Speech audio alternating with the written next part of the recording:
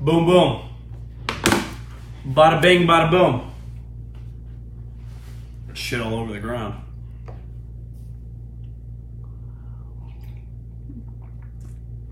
I ran out of red cups. I gotta go get some red cups for my red cup koozies.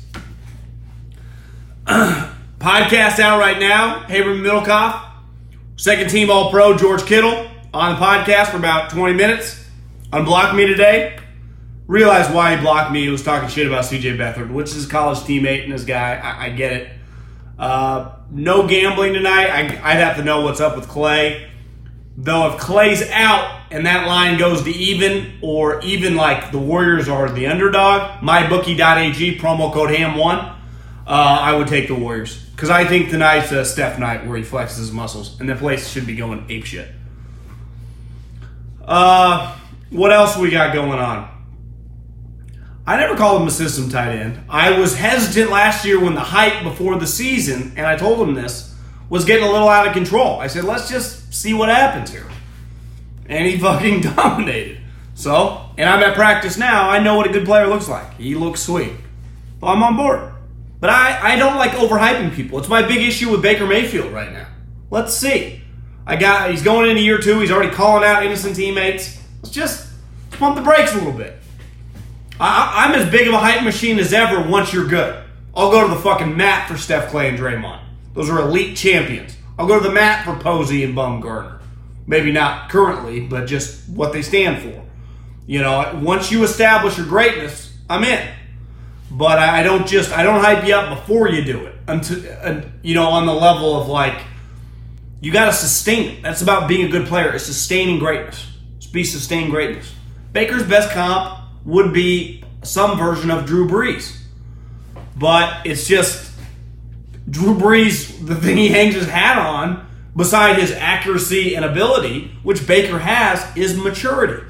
It's why Colin makes so many people uncomfortable with the Baker things, because he's right.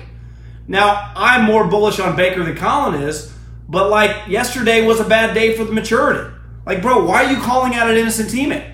The Browns have more goddamn drama surrounding their team for a team that didn't sniff the playoffs last year and hasn't been there in forever. I think the Browns are getting a tad bit overhyped here. You know? Like, I had no problem with the Cavs getting hyped when LeBron went home. He's fucking LeBron James. He was like a 5-time MVP, had just been to the 4 straight finals. Well, okay, I get it. But everyone in Cleveland's acting like Baker Mayfield's LeBron James. 1-5 last year against winning teams. Again, I think he's a great player. Great player, strong. I think he's a really good ascending player. But you got to prove it. You know? I thought Derek Carr would become like a Hall of Famer. Then he got hurt, and things changed, and coaches sucked. Like, I don't even know if Freddie Kitchens is a good coach. We'll see. But I got to tell you about a couple things first before we dive in. A lot going on. Game 3. Warriors got a ton of injuries. Last couple games in Oracle. At 49er practice yesterday. I didn't really take away that much. Interviewed Kittle. Interviewed McGlinchey. McGlinchey interview will come out. We'll probably release it next week. You know, in the biz, we say we got that bad boy in the can. Working on some other interviews. Just expanding the brand here. White Claw, what I need you to do is tweet at White Claw. I've been emailing back and forth. I'm going to owe McGlinchey a nice case of White Claws if this deal gets done. But it's amazing the power of NFL football players because they immediately reached out. You know, it's fucking crazy how business works. You know, that's organic business right there. Now, granted, I legitimately had been reaching out to them nonstop. I want them on board. I think they're a fit. I know what you guys like. Like, I know you guys like CBD. So I go, okay, Ease Wellness. Go to easewellness.com. You can order CBD sleeping pills. You can order CBD uppers. You can order CBD anxiety pills. You can order CBD bath bombs. You can order CBD pet treats. If you want to get your little FIFO, in my home, they'd be Bailey or Cali, a treat. Go to easewellness.com, promo code HAM. You get $20 off your first purchase. Over $50, you get a free delivery. It's like the Amazon of CBD. They deliver it to your house. And unlike ease.com, easewellness.com delivers all over America. So you live in Florida, you live in California, you live in Seattle, you live in Texas, they will deliver. So come on, baby. Come on. I got no flashlight promo codes. But I also have another promo code that's free. Here's what I need you to do. You want to keep this thing going? because I want to keep it going. I don't know about you, but I want to keep Periscope going. But the key to keep Periscope going, we got to fucking keep paying the bills. And you got to go to hairclub.com/ham. I don't even need you to spend any money. You just go to hairclub.com/ham and sign up. That's all I need you to do. If you need to get some hair restoration, you take it from there. But it is 100% free. You just go to hairclub.com/ham, sign up. hairclub.com/ham, sign up. 100% free. easewellness.com, promo code ham, not free. You got to order some CBD products. You get vapes, you can get the drops, you can get the pet treats, you can get the bath bombs for your girl. Maybe you like taking a bath, I don't know. I haven't taken a bath in 20 years, but some guys might like taking baths. Well, if you do, they got bath bombs. easewellness.com, promo code ham, $20 off your first purchase, over $50 free delivery. Okay, let's start with Game 3. I don't really know there's much to say, just because the Clay injury is a massive curveball. If he plays and is 80%, the Warriors are in pretty good shape. Just because at the end of the day, he can just act like a stretch shooter and just stand there and fucking shoot threes, which they'll take all day long. If he doesn't play, it's a game changer, because then the Warriors have one scorer. Now, he's arguably, no, not arguably, he's the second best point guard of all time. 3 chips, 2 MVPs, about to win a 4th chip. Like, I'm sorry, Isaiah Thomas, move over, Steph Curry's there. I'm sorry, point God, but you're not even in the top 10. You know, we pass you. But it's a big night for Steph. Because Steph has a night, I actually wouldn't mind Clay not playing and Steph having a massive FU game. Having one of those games like, okay, Nick Wrights of the world, and okay, all the haters. Okay, Shannon. And not that Steph even gives a shit about that. And I don't even know, the haters, you know, on Twitter, like, what are those booger eaters sitting at home? But Steph Curry's overrated. No, he's a 2-time MVP, 3-time champion. Been the best point guard in the NBA in a point guard league. Been the best point guard by a wide margin for 5 straight years. It ain't even close. Like, there's really not, who's the closest second? Russell Westbrook? He gets throttled in the first round as a favorite. Damian Lillard? He can't sniff Steph in playoff series. They played about 4 times. Point guard? Yeah, we know how that turns out. Like, seriously, start asking yourself. In a point guard league, he is dramatically the best point guard. So, but tonight would be a big game if Clay doesn't play and he goes for like 40 and 15 and just goes, yeah, keep blowing LeBron and talking about Kevin. I'm the fucking best player in the league. And tonight's a great opportunity if Clay doesn't play. Even if Clay's hobbled, I think it's a big opportunity for Steph just to shut everyone up. Now, he's shut a lot of people up over the last couple weeks. Daryl Morey, he's put like, have you seen Daryl Morey lately? Looks like he needs an intervention. Looks like he needs to go to the Betty Ford clinic. Dude's falling apart. Looks like his life's coming apart. Falling apart at the seams. Steph's broken that man. He broke that man. Steph Curry broke Daryl Morey. But I think he could break Twitter tonight by just an absolute ass kicking. Just eviscerate the Raptors. Now, the Raptors, I would imagine, are going to, if Clay doesn't play, or even if Clay looks fine, then it's you can't just double team Steph the whole time, because then Clay can kill you.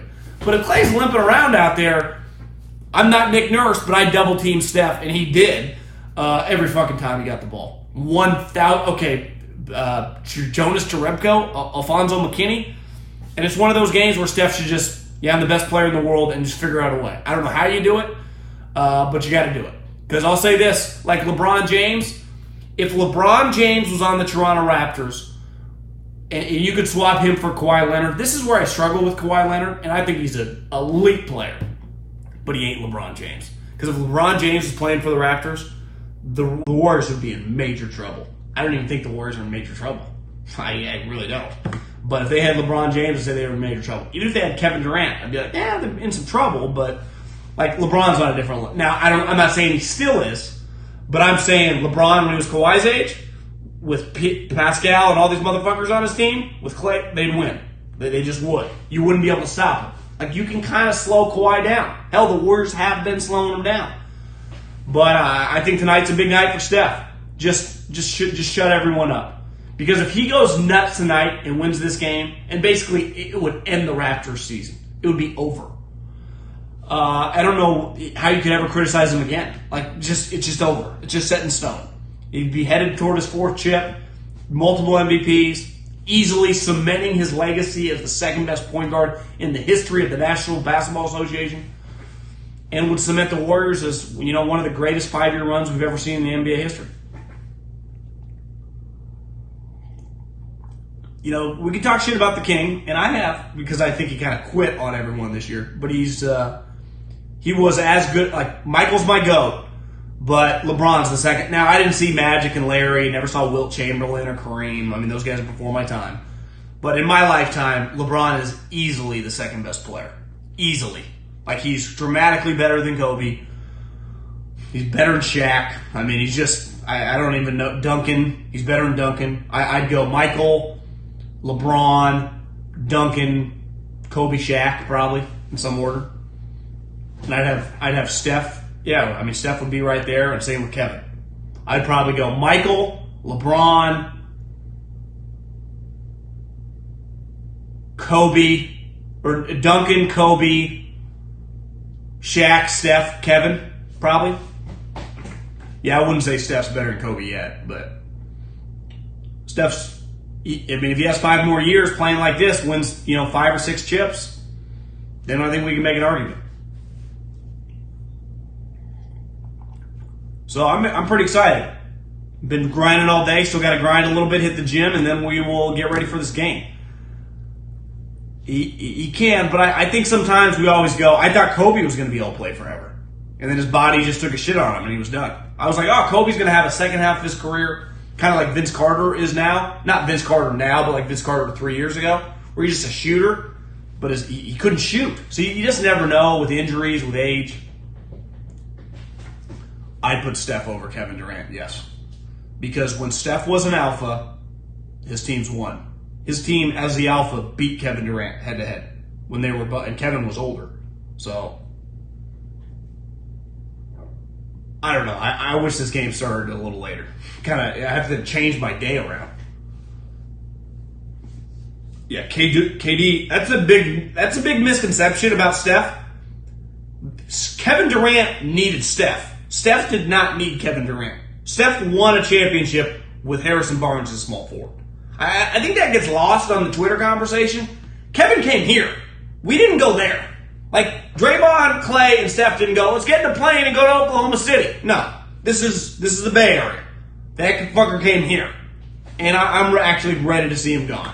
But don't ever get that twisted. Steph didn't join him. He joined them. Like, at the end of the day, Dwayne Wade didn't join fucking anybody.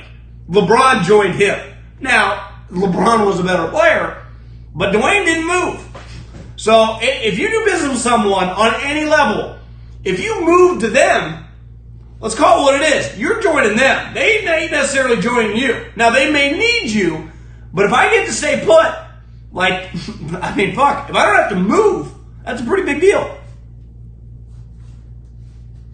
I don't think Kevin's staying. I think, as Kevin Millar would say, he gone. And you know what? Good luck to him. Been a lucrative partnership. He was paid a premium. He got what he came here to get. The Warriors got what they acquired him to do. It's been a win-win all the way around. But this notion that, like, the Warriors need to bow at his feet for the fucking perpetuity. No. He came because he needed the Bay Area more than the Bay Area needed him. Bottom line, Bob Myers said it to his face. We're going to win again, with or without you. We'll win more with you, but we're winning again without you. That's a fact. That's a fact, Jack. It's like what Belichick says to everyone. Hey, Revis, you want to come? We're going to win another Super Bowl. You want in?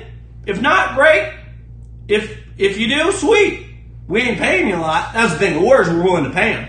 Belichick tells them all. Hey, who's the guy? Was it Adam Humphries? Hey, you want to come to the Patriots?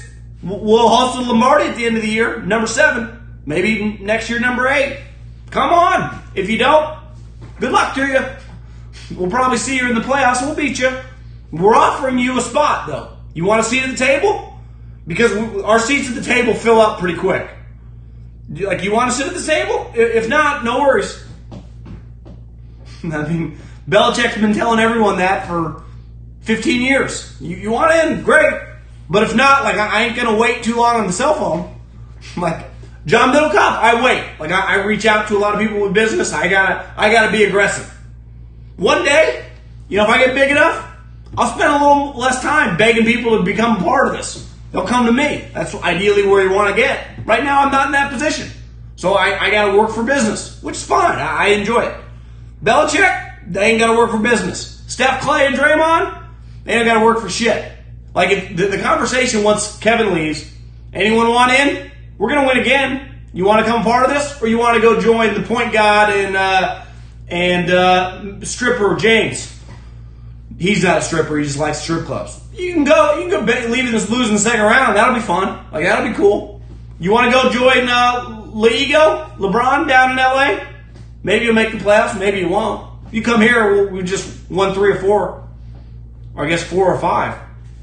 It's just a fact. It's like what the Cowboys and the 49ers used to tell people. You want to come play for us? We'll win a championship. If not, see you later. Go fucking play for the Atlanta Falcons. Have fun. You know?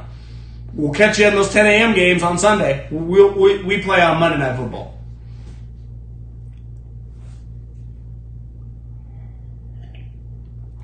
Yeah, I think Livingston's going to retire. I love Sean Livingston. If I ever saw him out, I'd buy him a beer. I didn't get a bandana yet. I haven't shaved my head, so I got a bad cul-de-sac. I hate that look. Okay, what else? 49er practice, not that much happened. Pretty boring. Jimmy looks really good. Dante Pettis looks good. Kendrick Bourne. I mean, the receivers look good, but it's an offensive-oriented practice. Can't touch anybody.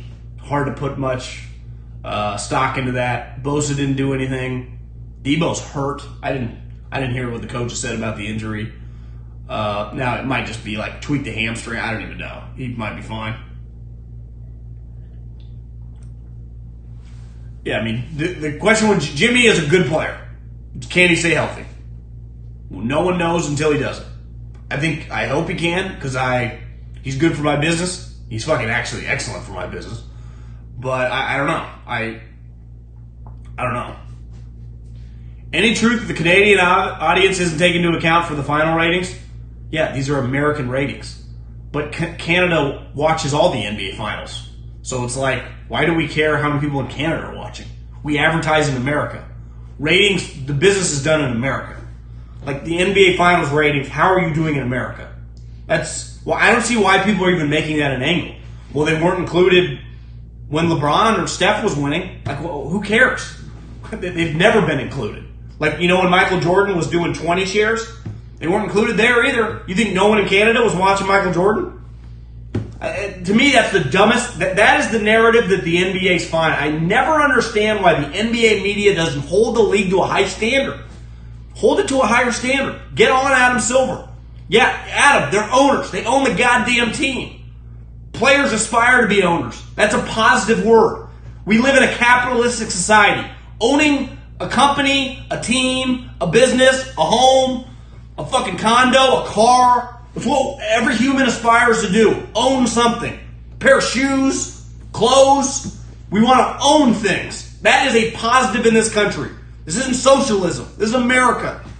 I'm honestly offended if they take the word owner away. I think the NBA has jumped the progressive shark, and that turns people off. They're getting to the point where they're turning people off.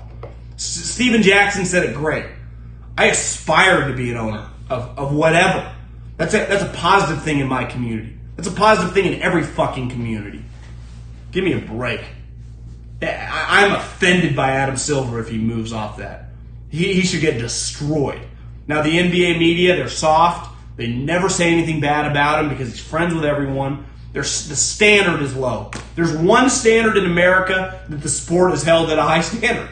Now, you could argue it's even unfair at times. It's football. It's a war zone. Roger Goodell press conferences, coaches press conferences, GM's press conferences. You notice the NBA is not like that. The NBA is like, you guys are doing such a good job, even though your ratings are down 40%. And again, it's not because of me. I watch all these games. You guys don't, They are playing to the PC Twitter community, and they're getting throttled. You play to the PC community, you lose. You lose. The highest watched movies beside PG movies for kids are rated R movies. The highest rated radio host, fucking Howard Stern. They built $1 billion business around the guy. You think he's PC culture? Fuck no. You play to the PC culture, you lose when it comes to entertainment.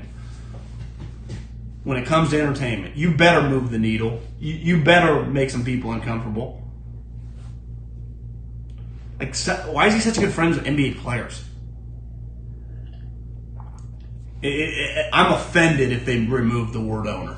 It's what America is founded upon. People owning things. Homes, companies. God. I mean, the NBA, a sport I love. I mean, NBA, again, the way I consume a lot. I mean, it's basically all I watch. But you could argue, my first love was probably the NBA before it was the NFL. Because Michael. But I also like PGA Tour. I mean, my rankings of sports are baseball would be my lowest, and I watch a ton of baseball. Surprised you don't have Koepka poster on the wall? I only have Michael. I don't have posters of other men on my wall beside MJ because he signed it. Best wishes, Michael Jordan. Not sure on Pebble. Waiting on Haberman. He might be getting some tickets. If he does, then I have to. I'd only go if we can do business. Get like a party bus or something. Take me down there because I'm not driving to Monterey. I'm parking in that disaster. Zion might bring back interest. Problem is Zion's playing with the Pelicans. I would go to a practice round. I think you can wear jerseys, especially in the summer, where you're playing pickup basketball, or you go to a game. I don't have a problem with that. No, I think you could all. People make fun of you for it. It doesn't matter. It doesn't bother me.